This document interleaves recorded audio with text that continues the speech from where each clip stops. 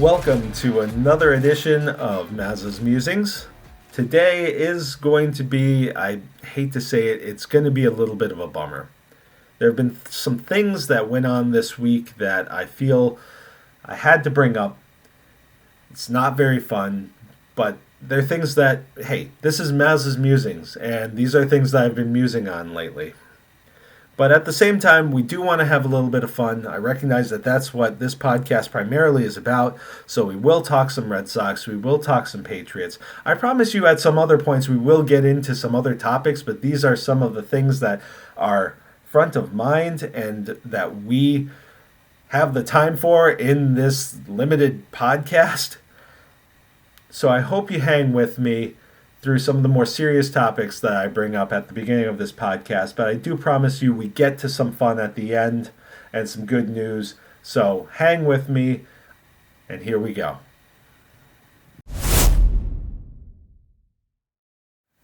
So most of the time this podcast is all about having some fun, talking about some sports, taking kind of a lighter side to issues that are going on, whether it's local news, sports, what have you.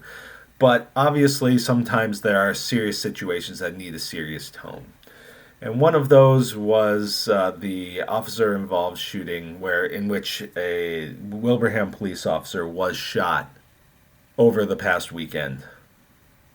Now, whenever there's a situation like this, it really kind of hits home for me, and it's a reflective time.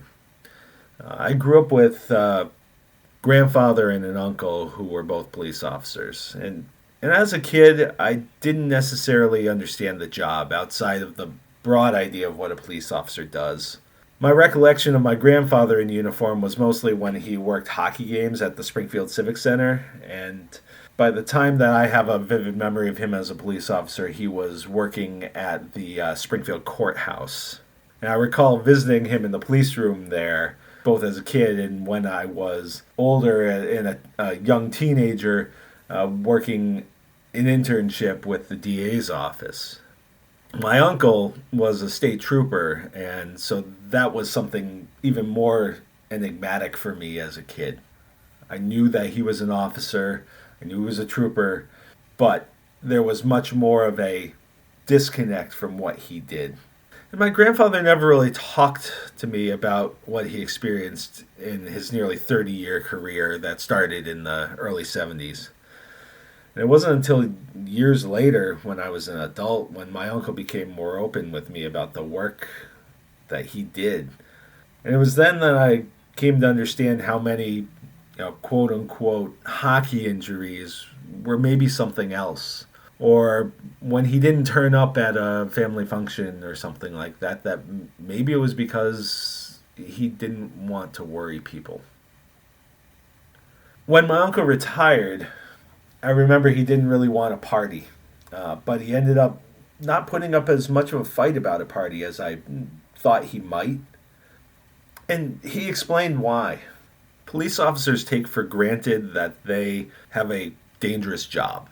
And with that, they carry a belief that if they follow protocols, if they do things the right way, that they have an element of control.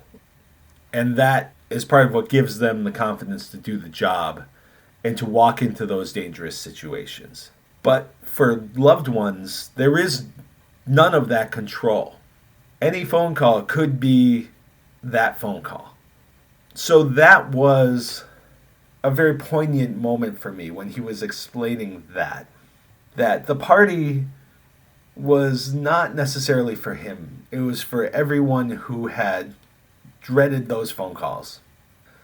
And of course, in situations like this, where an officer has been shot responding to a home, and I'm not going to speculate on the circumstances surrounding that beyond what the police have released at this point.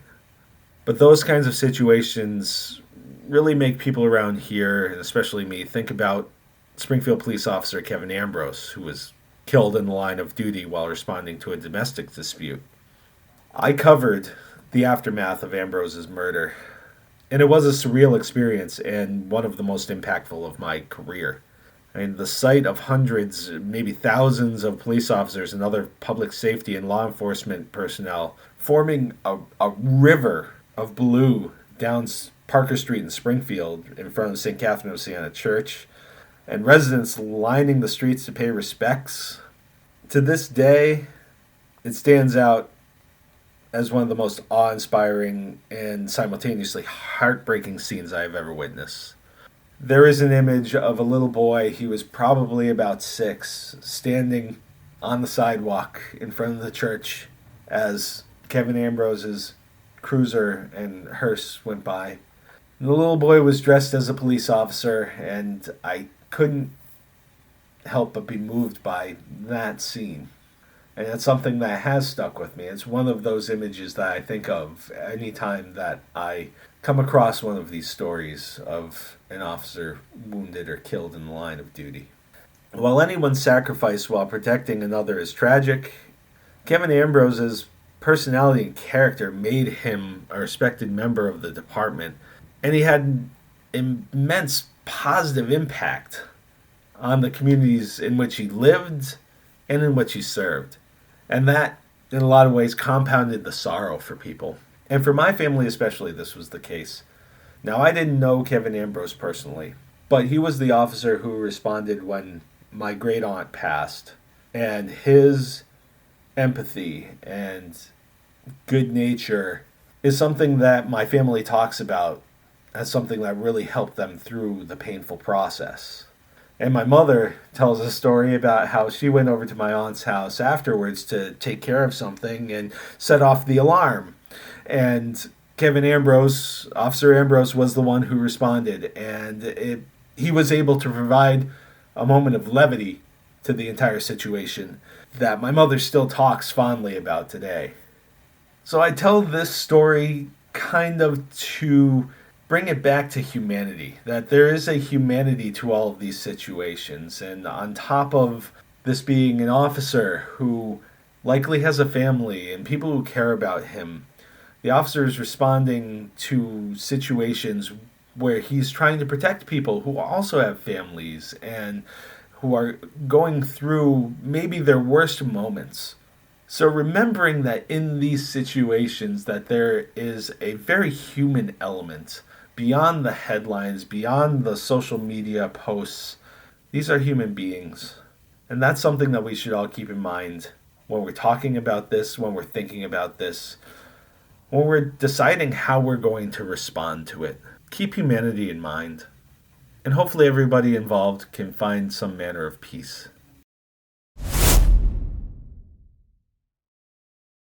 As some of you may know, Boston Herald reporter Doug Kyed has been pretty public about the fact that his daughter, Hallie, has been fighting leukemia.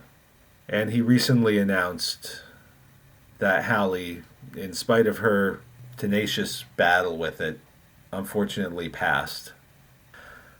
I only bring this up because it's clear what a impact Doug has had on the Boston and New England sports community.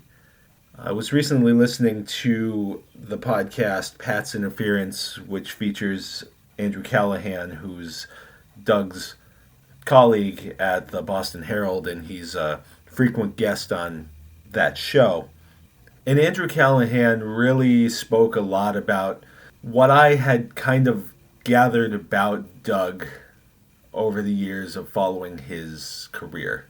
I don't know Doug Kyed outside of his professional work, but what I do know of him is he's always seemed like a very genuine person. And Andrew Callahan said outright that he felt that Doug represented what was best about those who cover the New England Patriots and those in the Boston sports media market. And that was reflected in the support that Doug has received since first coming out with this news that his daughter was sick, and all the way through her time in the hospital, her release from the hospital, her relapse, and then her eventual passing. I've been thinking a lot about what Doug and his wife and his daughter, Callie's sister, have been going through. And I am never going to equate anything that I have experienced to what the Kyed family is going through. Holding your child as they slip away has to be the most devastating thing that a person can experience. The thing about grief, however, and this is something that I can relate to on a much, much smaller level, is that grief doesn't end right then. It continues on. From my perspective, my wife and I were foster parents for a while, and we took in a little boy who was 11 days old when we took him in, and we had designs on adopting him. We considered him our son. We referred to him as our son. He was our family. Through the Department of Children and Families in Massachusetts, there's really not a sure thing in terms of adoption. A lot of times these kids are in situations where it is possible that even if you hope to adopt a child, they may go elsewhere. And not getting too far into that, but we had been given the impression that the track that this child was on was about as sure as you were going to get. And 3 months later, we got a call out of the blue saying, hey, he's leaving, pack his things. And there was about a weekend of uncertainty, but we felt the inevitable. And sure enough, that Monday we strapped him into a car seat, handed him to a stranger, and never saw him again. And that was a drama for myself and my wife and our family. And one of the things that was hardest for me was that his room remained. With the Winnie the Pooh stuff and the crib and everything that we had done to make that his space, to make it his home. And I couldn't go in there. I couldn't look at it. And there were times when I tried to make myself so that I could help myself come to grips with what was happening. And it was exceedingly difficult. So I can imagine on a much, much harder and much, much deeper scale that Doug and his family are experiencing a lot of these same things. And the other thing about grief is it doesn't follow a schedule. It is messy. There are times in all of our lives where something will just remind us of someone, and all of a sudden everything that we thought was dealt with is back. There are times to this day when I still think about my son, and it'll be the strangest things. And then there are times where I'll think about something that used to make me sad, and it doesn't make me as sad anymore. And then that makes me sad. So I'm not sure exactly where I'm going with this, and I guess that's kind of fitting with the name of the podcast in Maza's Musings. These are just things that are coming to mind as I reflect on what Doug and Doug's family must be going through. And I guess the takeaway that I hope that I can impart on all of you is to act with empathy, because we don't know what people are going through. Doug's situation is one that is not exclusive to Doug and his family. Pain, tragedy, heartache are part of all of our lives, and it may not always be apparent. Truthfully, Doug was very forthcoming with his situation and what Hallie was battling through. But you wouldn't have known what he was dealing with had he not done that, because he still continued to carry himself professionally the same way he did prior. On top of everything else, he and Andrew Callahan had a terrific report on the state of the Patriots and their culture right in the midst of while all of this was going on. So I would just suggest that everybody continue to operate with empathy. Understand that on that day, when someone maybe is letting you down a little bit, they may still just be trying their best that day. I think that it would be better for all of us from a personal, emotional, and spiritual standpoint if we operated that way. And for those of you who have experienced trauma or heartache, understand that it's okay to feel what you're feeling, that everything you're feeling is valid. Everybody handles and addresses these things in a different way. But while you're feeling a certain way, and it could be anger, it could be sorrow, heck, some people, it goes the other way, and there's a humor element that is their response. Whatever it is, just try to make it constructive. And if you need help doing that, don't be afraid to reach out for that help. I know that in my past, I've been reluctant to do that. And it has not been to the betterment of myself or anybody around me. So I think those are the two things that, in thinking about this, have come up the most in my mind, is that we need to treat each other with empathy because we don't know. And we need to understand that we don't understand what somebody else is feeling and going through. And we need to accept that somebody else may not react to something the same way that we would. And if you are one of those people who is dealing with a difficult situation, understand that your feelings are valid, that you should feel all of them, but make sure that you are taking care of yourself so that you can best take care of those around you. Well, after the way the first couple of segments that this podcast has gone, I figure it may seem a little silly to talk about sports, but really, this podcast is supposed to represent all aspects of life, and there are positive and negative in all of that. So yes, we are going to spend a little bit of time talking about the New England Patriots.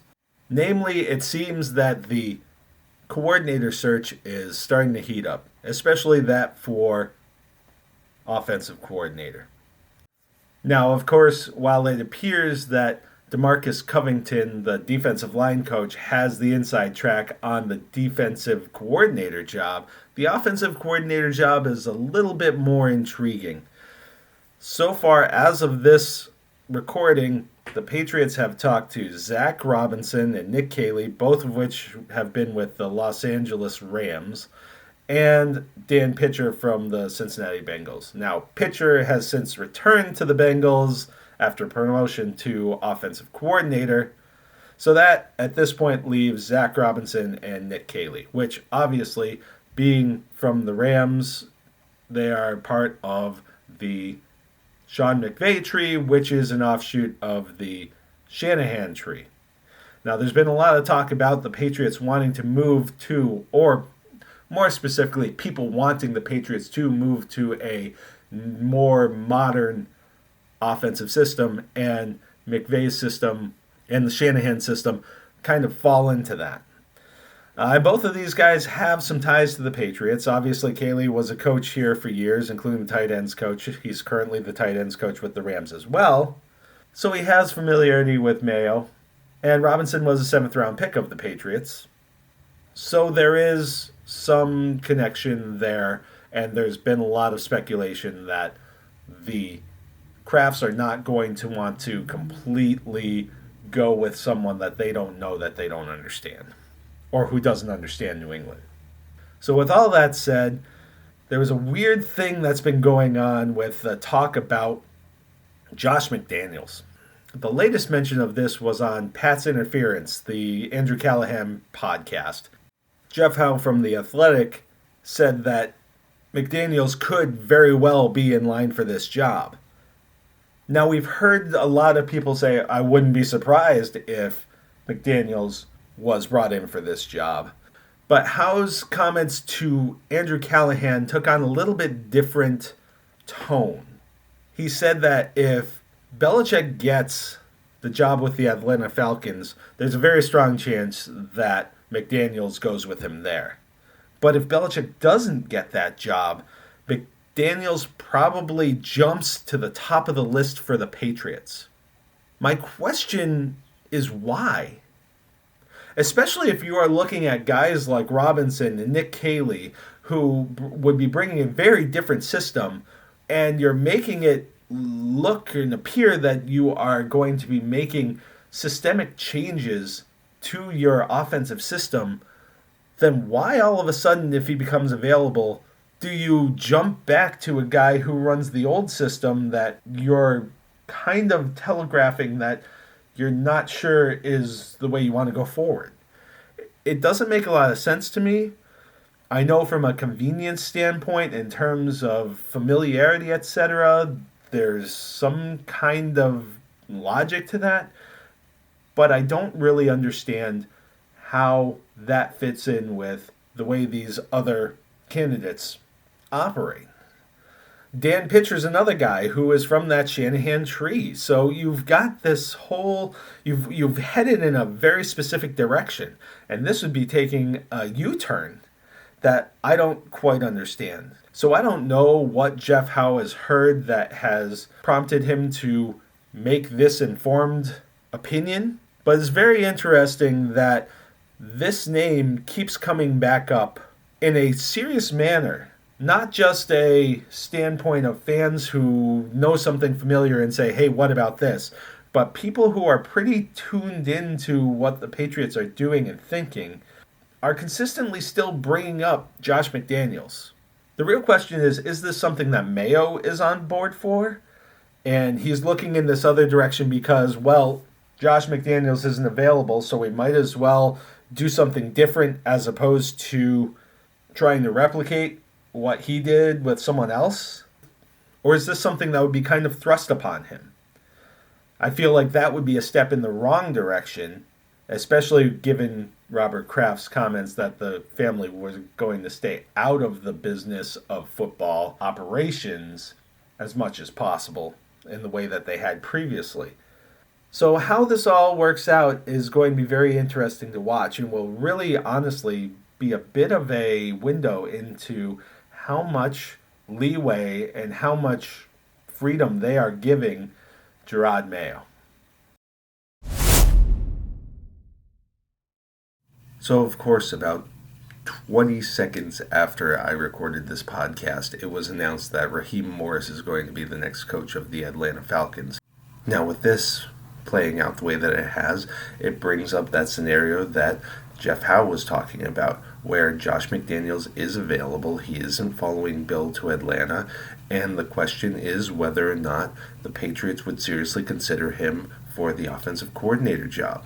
One of the big things to consider here is what that means for the availability of other offensive coordinator candidates. It's very possible, as Evan Lazar from Patriots.com pointed out on Twitter last night, that Raheem Morris could bring Zach Robinson with him to Atlanta. And should that happen, it would leave the Patriots with few options left out there for offensive coordinator. And if you had a situation where the Patriots had to decide between an unproven offensive coordinator in someone like Nick Caley or a more experienced coordinator to pair with their inexperienced head coach, I really could see the Patriots leaning toward McDaniels. Now, I don't necessarily think schematically or in terms of offensive philosophy that's the best idea. I think that the system is one that is a bit antiquated. I think that Josh McDaniels gets a bad rap because of how poor he was as a head coach. But in terms of being an offensive mind, he's among the best in the league, especially schematically. There are certainly points where you can question his play calling, but in terms of game planning and setting up an offense, there are few who are better. But I think the system overall is a bit antiquated for today's NFL, and I was excited to see them shift away from that.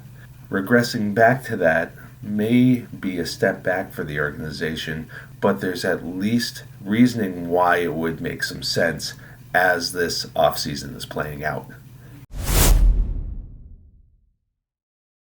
So keeping with a little bit lighter and more positive note, I just wanted to point out that in the February 1st editions of the Reminder Publishing newspapers, there's going to be a great story about the Red Sox Winter Weekend by Tyler Garnett and Ryan Fair. Now, they both did a tremendous job in talking with people and getting a sense of the atmosphere of the event, people's outlook on the team and its future, and really why they come out, especially with as frustrating as this team has been. So I'm just going to pull a couple of things out of this story. I really encourage you to go and read it because they did a nice job with it.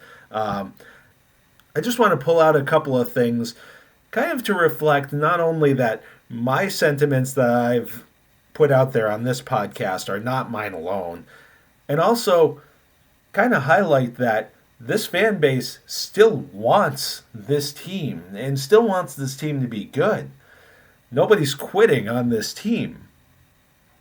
And I think that that's where some of my frustration and the frustration of others comes from, is they're not seeing the same level of commitment from ownership. So they document, which has been documented elsewhere, some of the reaction that GM Craig Breslow and President Sam Kennedy got when they were appearing on Jonathan Papelbon's late night talk show. But really, one of the quotes that they pulled out of it was something that I found kind of amusing. Now, this is them speaking, not me. I miss Kike Hernandez and Mookie Betts. Now, they said Kike Hernandez and Mookie Betts in the same sentence, which is that's its own thing. But I miss Kike Hernandez and Mookie Betts. Who are these players? Spend some money.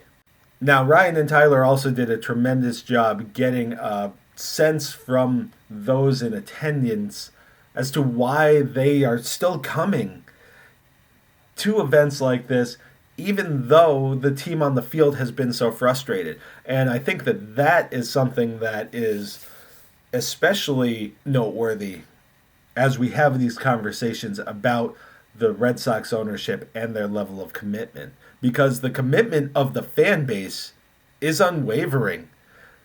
People came out to this. People drove from upstate New York, from Connecticut, and this story, I think they did a really nice job encapsulating that the dedicated fan base stretches beyond Massachusetts and into New England and even beyond New England. So the real question that I have after reading this story, after looking at what ownership has put forth so far, is, does the Red Sox ownership take the fan base for granted? Do they know that they are going to get fans out to these events like Winter Weekend because the fan base loves this team? And they're going to come out whether this team wins 60 games or 100 games. Now, I certainly hope that's not the case, and I hope that they take to heart the level of commitment that this fan base has put into the team. But I think that that really remains to be seen, and there isn't a lot of reason over the past few years for people to have faith that that is what's going to happen. Anyway, I really recommend that you pick up one of our Reminder Publishing papers. They did a great job capturing the sentiments of the fan base, the aura around the event, and really making people understand why this is a draw for people and why they still come out to it. So really great job, Ryan and Tyler. It was a really fun read. Well, hey, one last thing I wanted to bring up on a positive note was, if you listened to last week's podcast, I talked with Mark Avery from 2 Weeks Notice Brewing. They had a benefit for Eric Clark, who's a local artist who has been battling cancer. And they set a goal of $10,000, and they exceeded that goal with more than $20,000. So I just wanted to give them a shout out, and a shout out to everybody who went out and supported 2 Weeks and supported Eric Clark. It's really a testament to the craft beer community we have out here in Western Massachusetts. People really, really rally, and it's really heartening to see. And I really want to say congratulations to 2 Weeks for putting on such a great event, and congratulations to everybody who supported by either going out to the event or supported them in another way.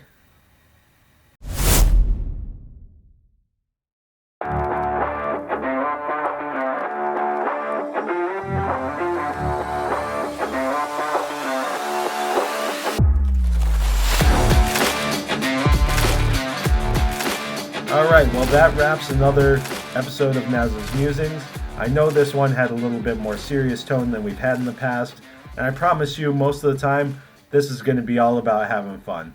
I appreciate everybody who listens, and I'd also encourage you to go listen to the Reminders podcast, So That Reminds Me. You can find it anywhere that you get your podcasts, and feel free to download it, leave a review. That is a bi-weekly podcast, so the next one will be coming out on February 1st. Meanwhile, this podcast will come out as close to weekly as we possibly can. And feel free to drop me a line anytime. It's mazasmusings@gmail.com. And hey, I'll see you next week.